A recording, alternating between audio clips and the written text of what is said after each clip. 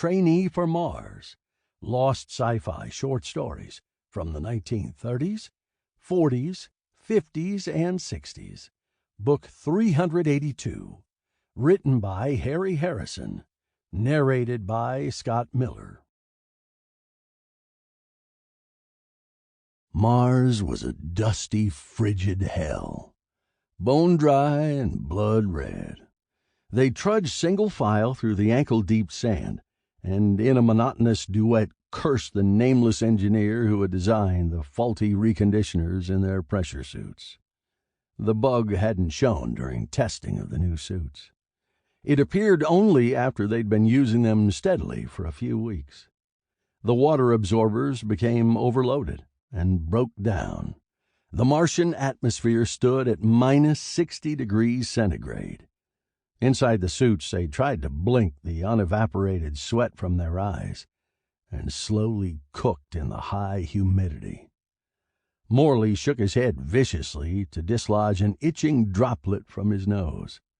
At the same moment, something rust-colored and furry darted across his path. It was the first Martian life they had seen.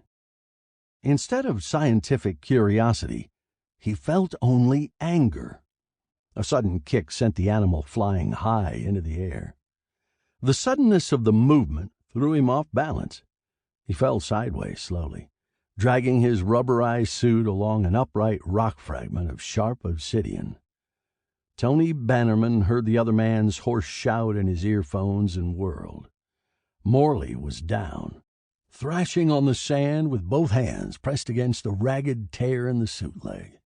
Moisture-laden air was pouring out in a steaming jet that turned instantly to scintillating ice crystals.